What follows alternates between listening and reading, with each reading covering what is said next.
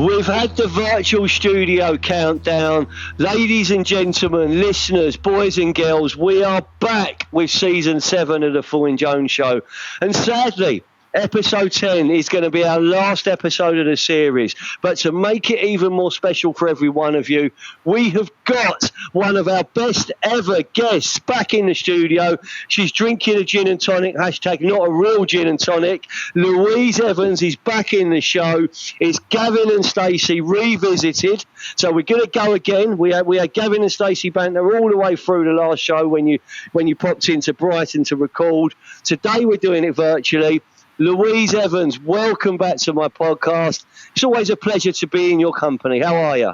I'm good, thank you, Peter. Thank you very much for having me back. I don't know if you've noticed, but I've got my posh English accent on this time. So it's not you've got revisited. You've got your posh English accent on, which means I've got to drop my Barrow Boy banter and I've got to become more professional, Louise. Exactly. So I will try and do that and live up to your expectations. You've got, for people watching this clip or watching the full video, you got your trendy oversized glasses on, and you are not drinking a gin and tonic, but you're enjoying some mineral water out of a beautiful glass.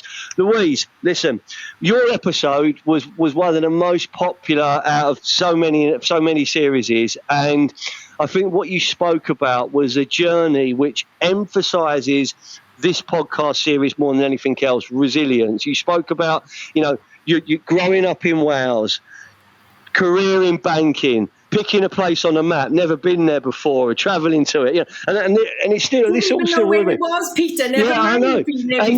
And then building a career to the top level, changing careers, and then facing that, which people may not know, facing that uncertainty of redundancies that hit our industry, going out, digging deep, and rebuilding yourself. And here you are now, probably a lot more countries ticked off that you've visited as well, but in a new career. So let's bring everyone up to date with what you're doing at the moment, Louise. So tell us what you've moved on to since you was last in the studio.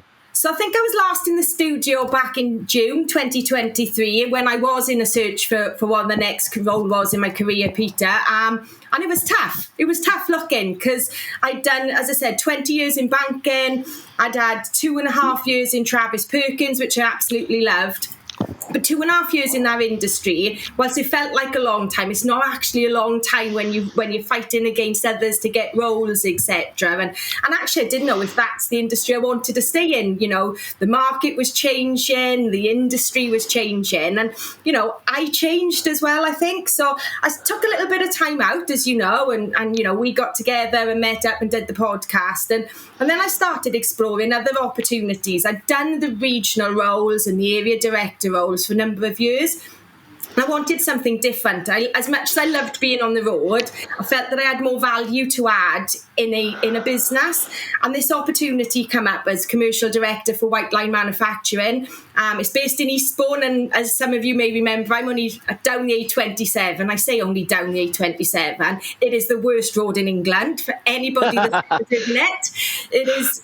Okay, so is the A27 the worst road in England? I think the M25 will challenge it.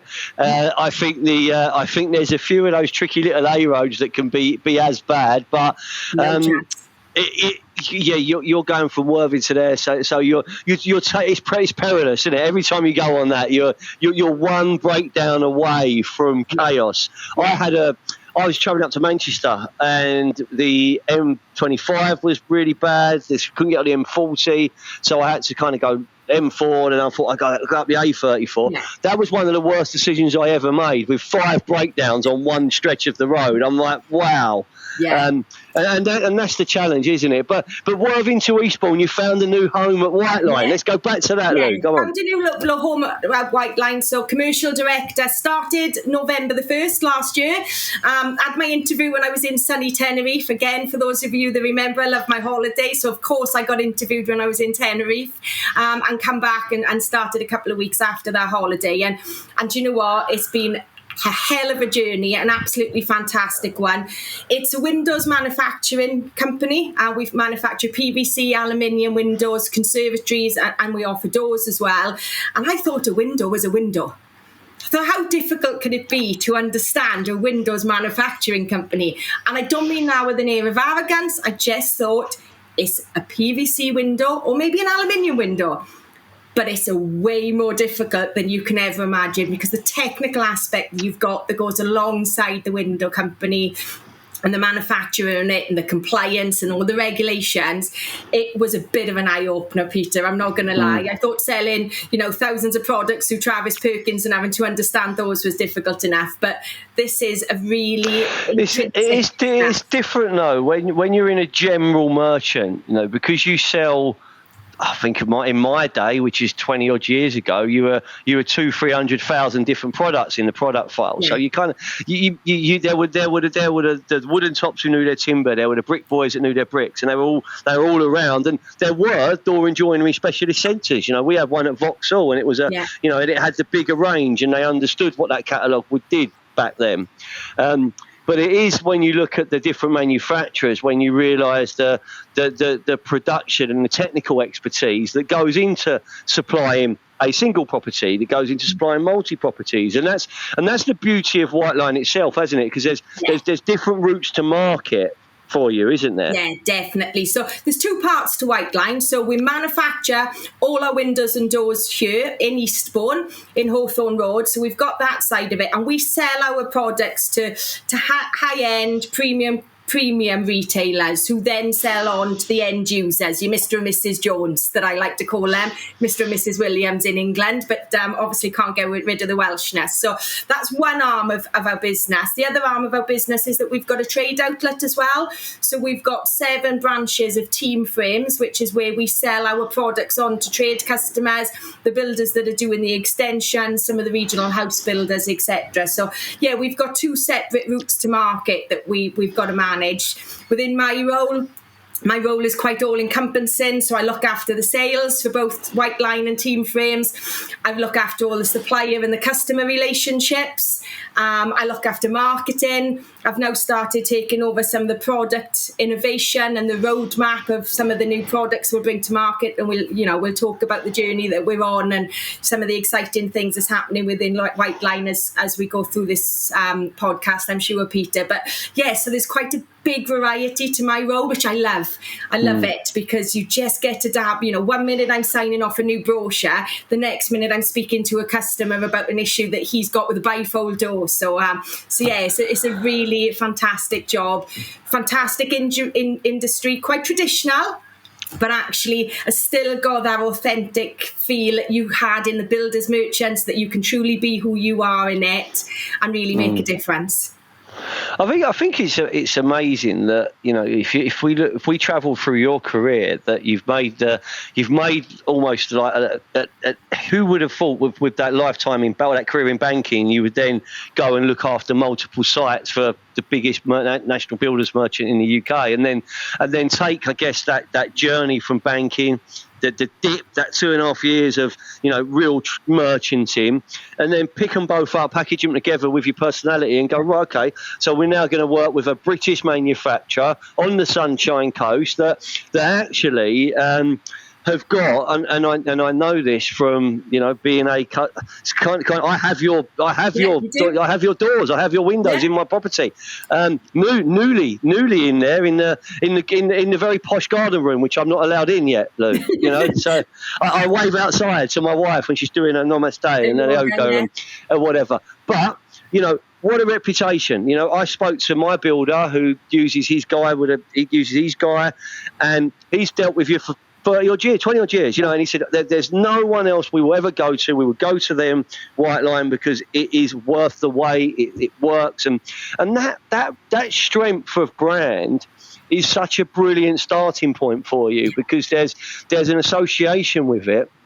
But then I think we've spoken about where you're taking the role commercially, and you're improving so many different areas, like the efficiencies across different areas. So that's got to be really exciting for you, Lou. Something to really look at and put your own stamp on it. So talk us through what that's been like, because that must be right. Okay, here we go.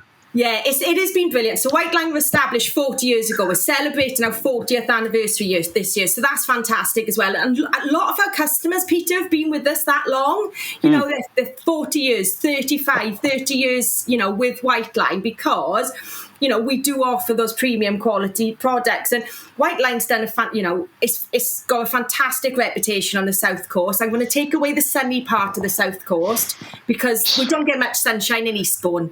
Over the other side, yes, but they reckon Eastbourne's meant to be the sunniest part of the South Coast. I can tell you it's not. I can really tell you that. But yeah, it's got a fantastic reputation, not just in the South, but actually across the UK. Yeah. And I've realised that since I've been doing my role. So, you know, the South isn't known for manufacturing. We know that. It's very much North-based, the manufacturing companies. All of our suppliers are based up in the North, and all of our prospective suppliers are. And guess what? They all want to deal with White Line. And, you know, when you do sit in Eastbourne and you're doing your day job, you know, from morning to night, and you just get stuck in, you actually forget the reputation the White Line has got. And it's done a fantastic job to grow. You know, it's gone through various guises of ownership. And you know, we've recently been acquired again. And as part of the acquisition, there's a big growth strategy. And that, you know, I come in at that time with a growth strategy. And it couldn't be a more exciting time to take an extremely well-established business that's got a fantastic reputation, that's done absolutely amazing in the market, but see the opportunity that it's got to grow even further, to be able to support even more customers, whether that be retail customers or trade customers through Team Frames Arms, which I mentioned earlier. And, you know, that's been absolutely brilliant, being able to be a part of that. And whilst, you know, it's been a huge learning journey coming into this business and understanding it, in some way that's been quite positive, because you bring a different aspect to the business, you look at things differently, and you ask why. You know, that old saying, you ask why 5 times to get to the answer, where, you know, a lot of individuals just go, well, that's how we do it here. And it's been brilliant because the team have been fantastic. Initially, they were a little bit, well, we've always done it this way. And now they're like, why don't we try this now, Louise? Why don't we try that? Because you've given them that freedom to do that. And they've embraced the change and the journey that we're on. And it's just really exciting to see what the next 40 years hold for us. And for 40 years, I'm just putting that out there, Peter. I like my holidays too much, and I'm going to be retiring. Yeah, I mean, we'll come on to your holidays and where you're off to next, because it's like where's Wally? What part of the world Louise is going to be in next weekend? Because I always ask, knowing you're going to hit me with something which I'm not expecting. Because it's like, oh yeah, brother, I'm just off to Monza, or I'm just out there, I'm just here, I'm just floating about. But again, that's something you've always been passionate about, and you're lucky in a way where you're able to build that in, and you work hard. So why not travel, and why not enjoy it? But I think the sheer passion that exudes from you when you're talking about this business and this opportunity says to me that you're in a great home and you're surrounding with good people, and you're changing it up in a way where we are going to try things different. We'll get some right, we'll get some wrong, we'll have some fun, but actually we're going to improve every aspect we can commercially and profitably, get that sales growth running through for you and for White Line and for the team involved. And I've been seeing more content from White Line appearing. You know, you're telling your story more. You're showing what the team are doing, what the staff are doing, and that's probably something very different for lots of them there. But it's happening, and it's happening more consistently. And there must be real feedback and positives coming from that now, isn't there? Because it's it's like it's been turned on, and it's carrying on, and that's the consistency element of it, which helps with all social. Last episode, we were talking to the British Bathroom Manufacturer Association, Tom Reynolds, and he was saying that, you know, that they've done a lot with their content to showcase their team, to tell the story of what they do to support their members, and actually doing it in a way where they're bringing some personality in. You know, so we're seeing it across all industries. Your industry, is probably slightly behind in some of their social content, but wouldn't it be great for you to be the trailblazers? Let's start actually putting it out there and really making it happen for you. So I love seeing it. You know, I love seeing it because I can see there's like the Louise Evans mark on it as well. So that's fantastic. So into White Line, back in the game, enjoying it, having fun. Still travelling, yeah? Still travelling. So talk me through where you've been recently and where you're off to next. So I did Spain at the beginning of the year. I did Kuala Lumpur and Bali back in June. I'm off to Monza next weekend for the Grand Prix. And then I'm off to Tenerife, Dubai, Malta, and most probably somewhere in between as well, Peter. You know me, that is what I do in my spare time. I work hard, but I love my holidays. So yeah, got a couple lined up, which I'm looking forward to. Fantastic. Well, do you know what? Go for it as well. I think that's the other side of it. With travel, with exploring new places, and travel. It doesn't have to be across the sea. It can be in the UK. There's beautiful places. You can go anywhere, and I think that's part and parcel of it. But it is that passion and that drive and determination, which is really kind of encapsulates everything that you're about. But your personality comes through. I mean, I always joke on LinkedIn when I say, all right, Stace, do you know what I mean? I put the Wales flag up and we get the banter going. And actually, that comes through. And I think there's been, and I hope you don't mind me saying this, Louise, there's been times this year where you've had to dig really deep, right? Now this series is about resilience. And like myself, and I've been quite public about the story, I suffered a real tough for two bereavements actually. I lost one of my closest friends who was 47 and just passed away. No drink, no drugs, no suicide. It was just it shouldn't have happened, but it did. And sort of reeling from that just before Christmas, and then just on Christmas Day actually, my father-in-law was rushed into Charing Cross Hospital in Fulham, and sadly, it resulted in end-of-life care and him sadly passing away on Christmas Day. He went in on Christmas Day, passed away on New Year's Eve. And that combined, having to do like 2 funerals in January and everything, I really suffered. And I've been very honest about this, that I lost my way with the business. I lost my way personally for a while, and I had to kind of take time out just to try and fix me a little bit because I was trying to help everyone else and I couldn't do it. Yeah. Fast forward now, good days, bad days. It's all like, it's there, and and I can see how my family have responded to that. You had something, and we won't go too deep, but you had something very, very similar, Lou, didn't you? And you lost someone very dear to you, and you've had to show real resilience yourself, haven't you? Yeah, so I talk about my holidays, and unfortunately I was in Bali this year and my mother passed away completely suddenly. It wasn't expected. She'd been ill for a number of years, but this year she wasn't ill. So it came as a real surprise. The phone call off my brother. And I knew something was up because he didn't ring me when I was on holidays. Because even though we're really close, you have that break and you get away. Yeah. And, we kept in touch, and he just said, look, Mum's been taken really poorly and you need to come home. And I couldn't get home, Peter. I'm 24 hours away. I've got flights to book, which, they're not every hour, are they? So unfortunately, I was in Bali when she passed away. I managed to get home that day. And it was tough because I'd lost my father 6 years ago, but we expected that. My father died of lung cancer and we knew he was diagnosed. We didn't have that with my mother, and I was extremely close with her. I used to go home even though I lived 220 miles away, I was home every month, every 6 weeks.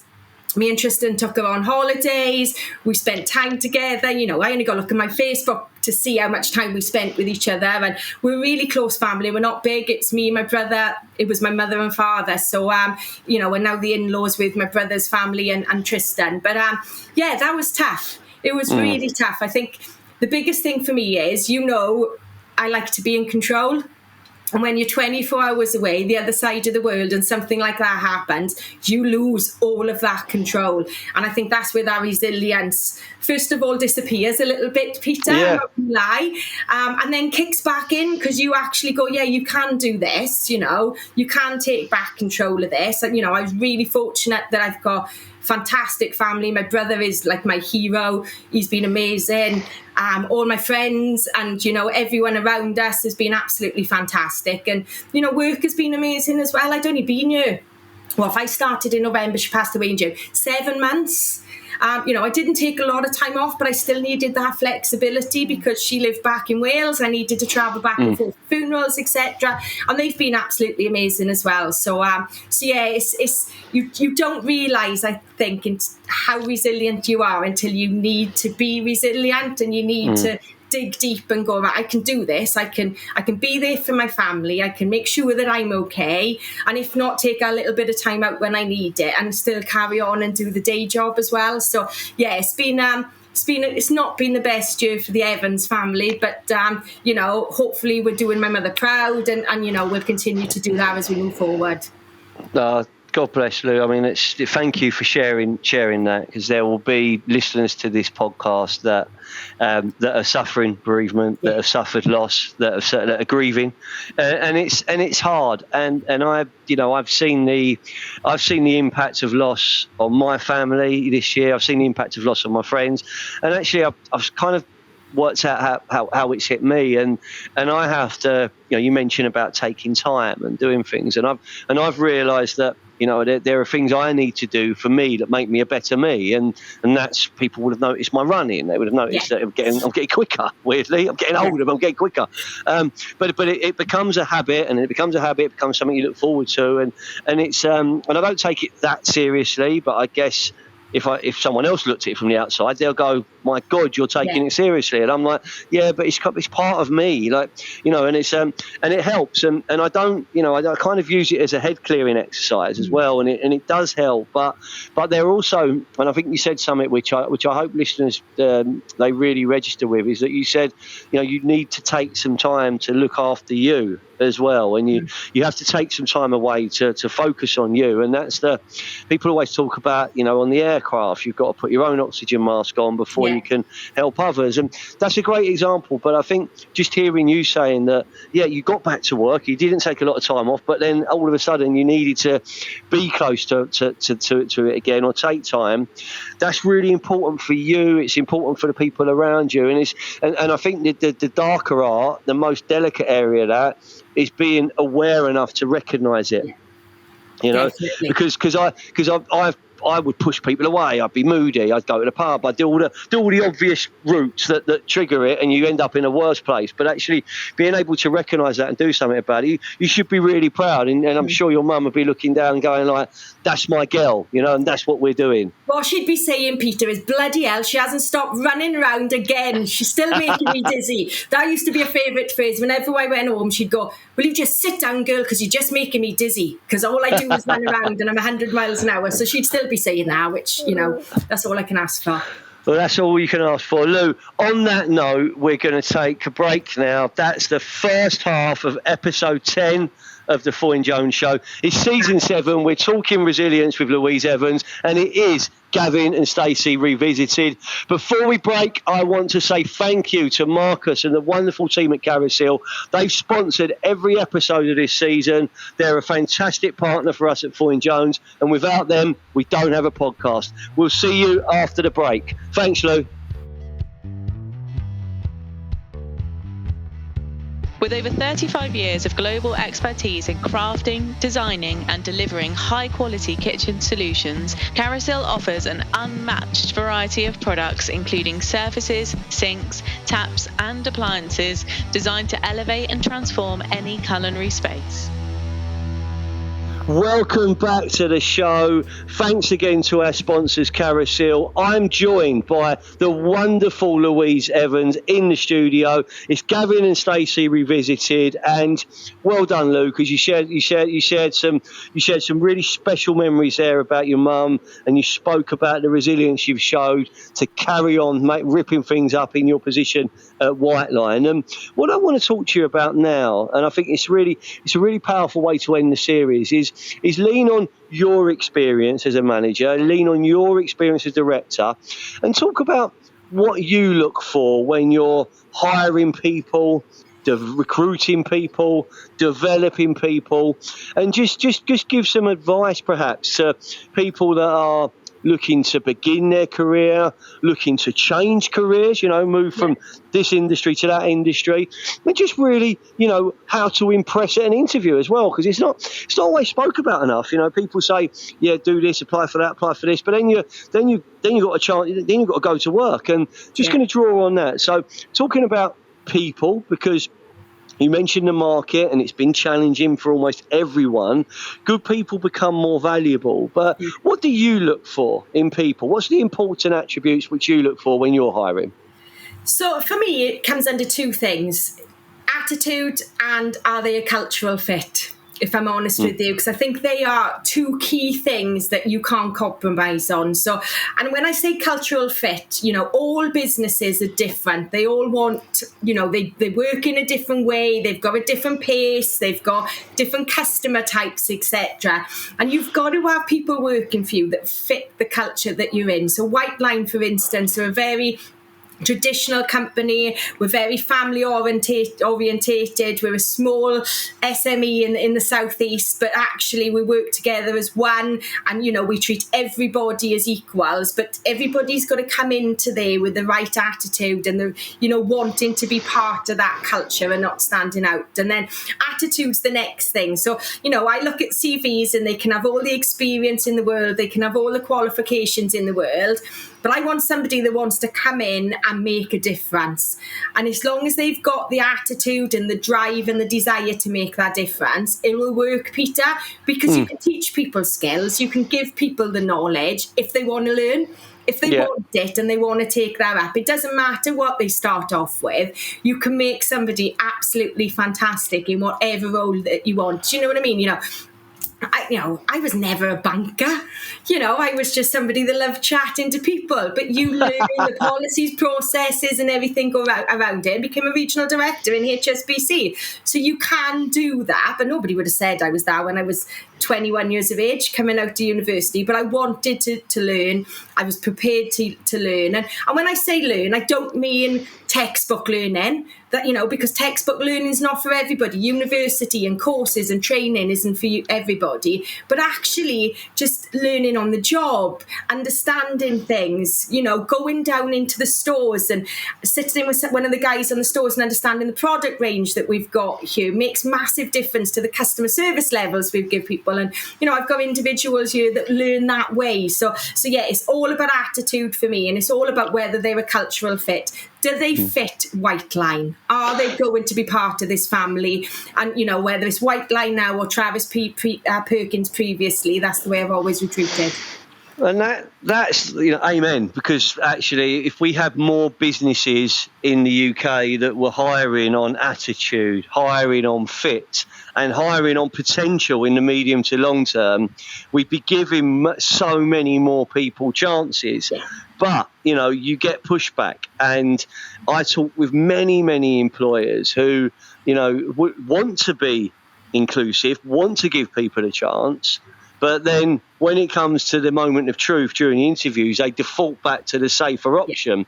Or, there's non-negotiable. I want this amount of experience. I want this, I want that. And as a recruiter, and I don't like talking too much about recruitment on my show, because I think it's a conversation that varies from business to business. But one of our biggest challenges is education. It's actually talking to an employer and saying that because someone looks good on paper and they've worked for a competitor around the corner, it doesn't mean they're going to be an absolute trailblazer for you. If they've done an average job for the competitor, they might do an average job for you. You might be able to reignite some fire, but what about that person that wants a chance, wants an opportunity, really wants to fight for it to better themselves, or and I get one of my other guests a couple of episodes back, Paul Crowe, he said, you're always fighting for the underdog. I'm like, am I? I'm not. I just believe that everyone needs an opportunity to shine, and actually hiring on attitude and potential, they're great traits, but let's just spin that. So how do you determine attitude when you've gone beyond the piece of paper and you're talking to someone? What would someone have to do in an interview to convince you they've got the right attitude? So I think you mentioned personality. I think that comes through a lot, Peter, doesn't it, in terms of how they approach it, how bubbly they are. And they haven't got to be bubbly, but they've got to be interested. They've got to have a bit of a passion about why they're sat in front of you for that particular role. Not, I've had to apply for this role because the job centre sent me, or I'm out of work and I need a job. You can tell, the research that they do for the role. If they've researched you, and I don't mean, got a tick list of everything they know about the company, but you can feel the passion come through on that. We interviewed this week and we felt exactly that from an individual. The questions they ask of you as well is key. That they care about the business that they want to work in. It's not just a job that they pick up a paycheck for on the 28th of every month. That they ask about those career opportunities that are there. They ask about development and training. And it's those kind of things that I kind of pick up on within those interviews, as well as obviously, what are their selling skills? What are their operation skills, their marketing skills, whichever job role I'm looking at. I'm never going to say I dismiss any of those skills and experience, but it's very much on how they position themselves and the passion they are, and the how much they look at White Line in particular around the role that they're applying for, the questions they ask, and some of the ideas that they come up with in some of these interviews. I always feel if somebody's sitting there going, yeah, well, I think if we could do this, you kind of go, they've already bought into this company, and that's absolutely fantastic. So I think that's definitely where I'm looking. But I'm also, it's something that we're looking at with White Line going forward, particularly for the factory, particularly for our fabrication population, is looking at local schools and colleges. The world has changed now, Peter. People don't go out and get your degrees because it costs an absolute fortune to do so, and actually not many people want to do that. They want to start earning straight away. They're not got the academic background to do it. So we're starting to reach out to local colleges as well to see, can we bring people in? Can we put them through the White Line Academy and give them a career year when they're 17 years of age, so they actually then really truly do become part of that White Line family and work their way up. And we've got plenty of individuals that have done that so far in White Line, and we want plenty more to add to that family. I think there's such an opportunity for employers to follow your example there and build better links with local schools, local colleges. There's lots of there's lots of different pathways where there's as well as the younger generation, schools, colleges, uni age, apprenticeships. That's something, the stars of the future, which I'm amazingly passionate about. I think as well there's an opportunity missed by many businesses in our sector by not building relationships with the armed forces and the service people that are serving, where they're transitioning into different careers. And you've also, in a different way, there's pathways for businesses listening to this. There's pathways for them if they were brave enough to work with offenders and people that are trying to rehabilitate. There's also a potential workforce there. And then the next one I always bring up, and this is one which again, you get different views on it, but the back to work parents, I believe that's a missed trick by so many businesses because of they're rigid on their terms, on the way they work, on everything there. And so if you look at all those angles of where good people can come from, someone at 17, at 16 can be steered on an apprenticeship pathway. Someone who's transitioning out of the armed forces into Civvy Street, as they call it. They want to find a home, they want to find a business, they'll bring attitude, they'll bring presentation, they may not bring in-depth product knowledge or in-depth customer knowledge, but they are taught to learn, they're taught to do. So many different pathways that we can be thinking of, which will really inspire the industries that we love and the industries that we work in, and hiring on attitude and potential is a great starting point. What you also highlighted there, Lou, and I think this is really important, being prepared for an interview, showing interest, having some questions, having some ideas, bringing a smile on your face. That's all controlled by you. Same as getting up on time, getting there on time. They're all interview tricks and secrets that can help you stand out, and it's about doing, if 95%, I say this to everyone, if 95% of people attending an interview are going to do just enough, because that's what they do, they'll do just enough, be in the 5% that does more, because you'll get noticed. And that will be arriving early, smiling, having some questions. Being ready when someone says, is there anything you want to ask? Actually, don't say, oh, we've covered everything. Actually go, yeah, I would like to ask this and I'd like to ask that. And what about this? And what about, because then you just automatically, if you're on the other side of the desk, you're going, hello, there's someone here. Yeah. But I love it here when someone doesn't just hit an apply, doesn't just send an email, when they actually ring up. And they've actually got the confidence to ring up and say, can you tell me about this? What about this? What about that? I come to life because I think I'm dealing with someone here who really wants something. Another way to turn me off, and again, this is a message to anyone who wants to message me, another way to turn me off if you want me to help you find a job, or to help find you a job, is send me a little message on LinkedIn that says, have you got anything for me? Yeah. I'm like, I don't know who you are.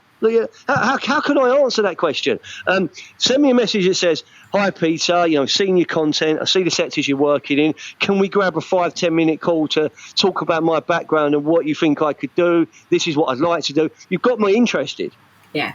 And it's tough, Peter. It is tough. I've been there. Yeah. I was there last year for 6 months looking for jobs. And, it is tough sometimes getting yourself up in the morning and putting that application together, the specific to that job role, and doing the research in case you get a telephone interview or face-to-face interview. I do appreciate that. And that's what, for me, makes the difference between those individuals that are serious and want that job. And if, it's not just the job for them. They see a reason for applying for this company or for that specific job role against those that just need a job or just want a job. And those individuals are going to go in 6 months' time because they'll find something different. It is that as well. And actually, from your perspective, when you're looking at that, it's actually being disciplined enough, resilient enough to not just hit apply and maybe something will happen, but actually to put a plan behind that, how you're going to talk to someone, what you're going to say to someone, how you're going to approach them, who you can network with. And again, I think the other side of it, and this is something I say to everyone, do it with a smile on your face and have some fun, because actually there are employers that won't get back to you. There are employers that will lie to you. There are recruiters that will blank you. There are recruiters that will ghost you. I cannot sit on this podcast having this conversation and say that, that won't happen, because it will happen. So actually, you've got to do the right thing from your side. And if someone doesn't come back to you, be brave enough to chase. If they've not come back to you and they've not done what they've said they're going to do, make your decision up whether that's right for you. And then deal with it and move on. And that's the side that I feel sometimes. I'm talking to people and I'm like, wow, are you okay? You sound like you're in a really frustrated place with this. And then they let rip about all the things that have happened. I'm like, okay, now we've got that out of the way. Let's talk about what we can do together and what you can do yourself to start making some positive steps. And that's the challenge. But no one teaches that at school, right? No one teaches that at college. Yeah. It's all about being proactive and being prepared. Like when I applied for this job, I was in Tenerife with my laptop, with my notebook, with an outfit that I wore over my swimming costume. I'm not going to lie to you, Peter. Yeah.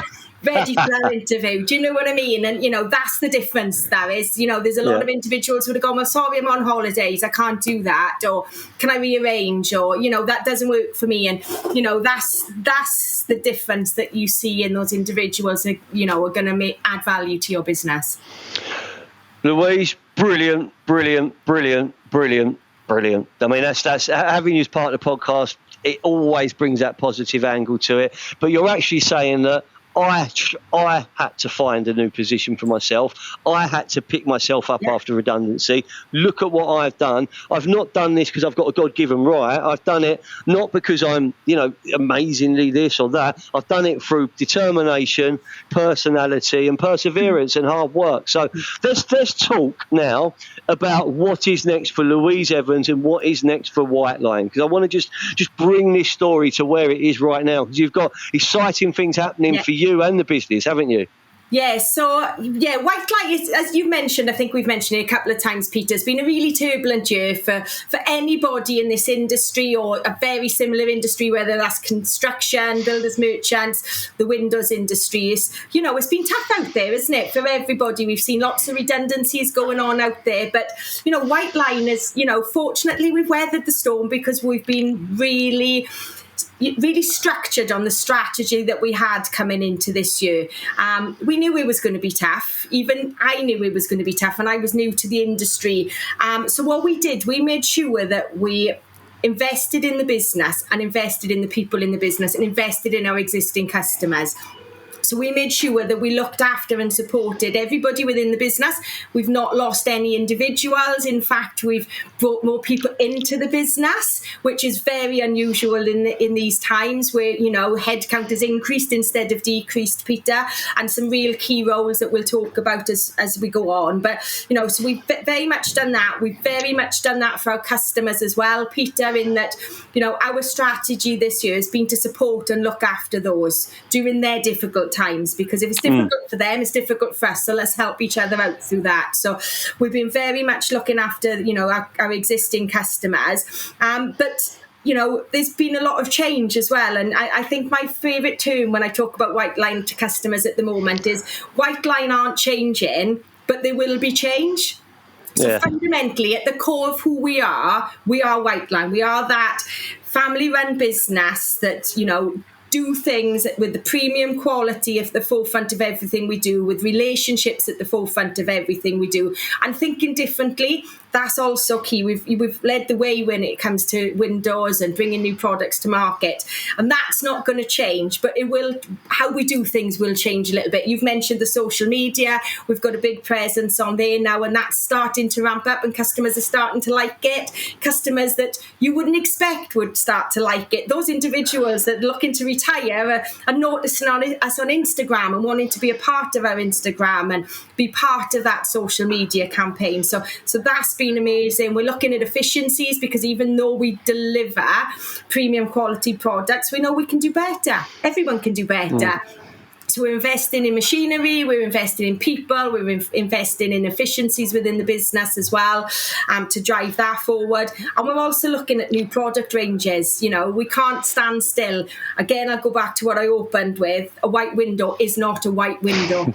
And anybody in this industry realises that. And we've constantly got to innovate. We've constantly got to bring new products to market. We've just launched a range recently to enhance the aluminium range that we've got out there.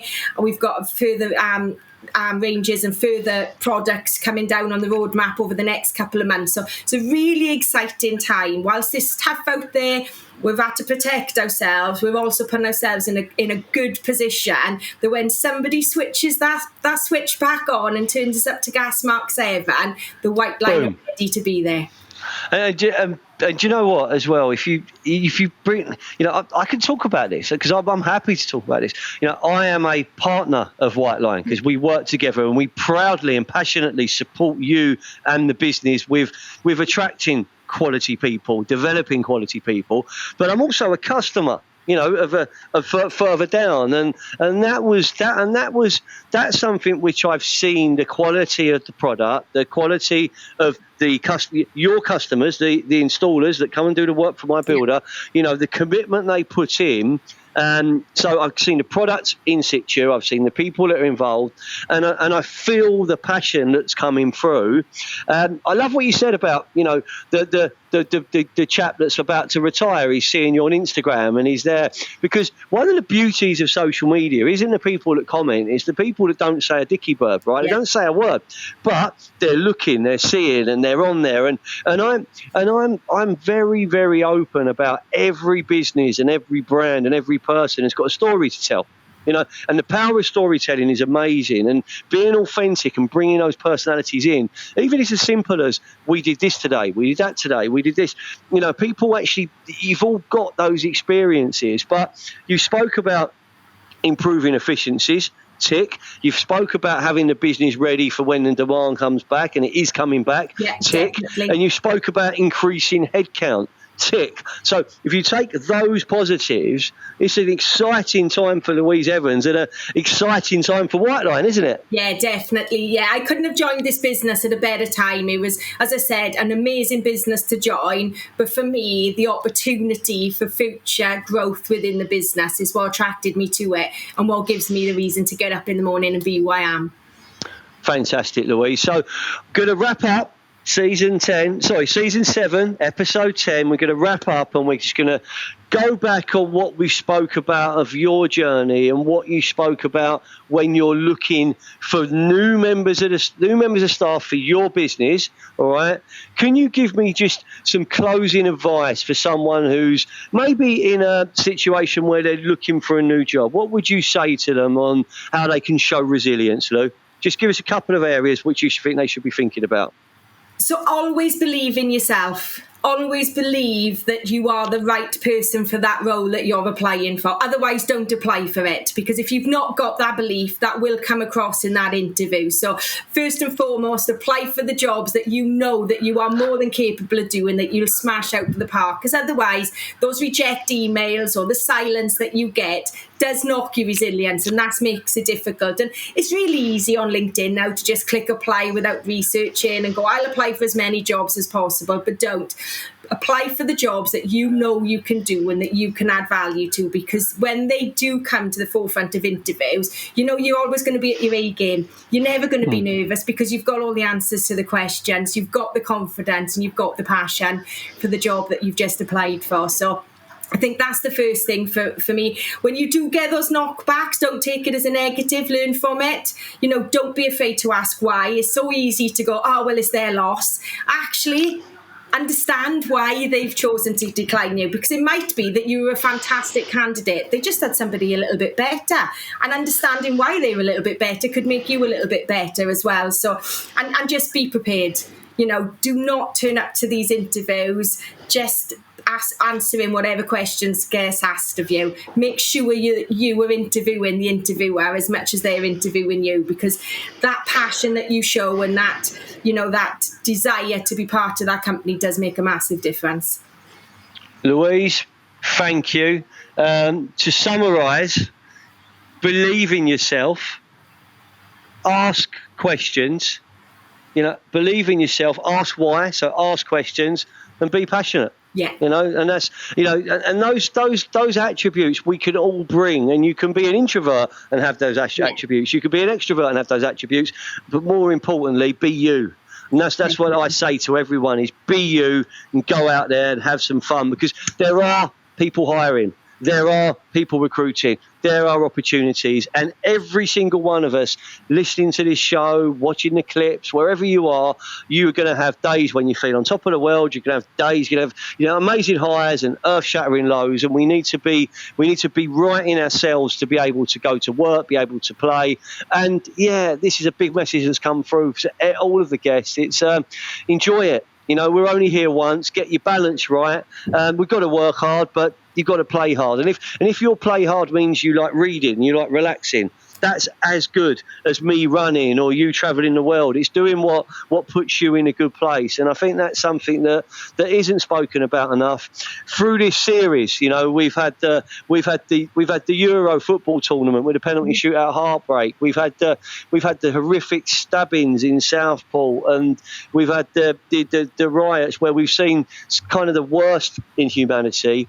What we've also seen is the best in humanity. We've seen the Olympics. We've seen that, as we said, they're so close in the football. There's been examples of resilience all the way through. Lou, you honestly were the perfect guest to bring the season to a close. Gavin and Stacey too. We'll get together for Gavin and Stacey 3. Thank you to every one of you who's listened to a podcast, every one of you that's left a comment, every one of you that's referenced it in some way. We've had 10 brilliant guests all the way. We've had more, actually. So we've had 10 episodes full of brilliant guests. We've recorded in our studio in Brighton. We've recorded virtually.